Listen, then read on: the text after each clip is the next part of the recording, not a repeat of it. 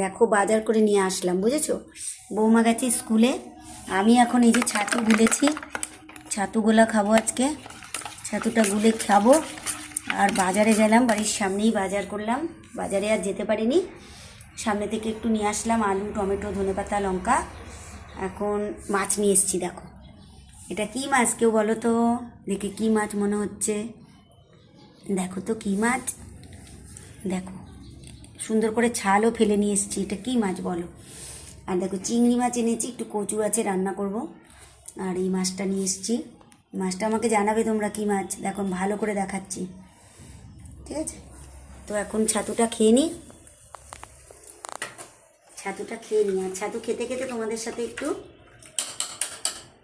একটা ছোট্ট video share করে নিলাম। কি করব, তোমাদের সাথে না দেখা করলে ভালো লাগে না।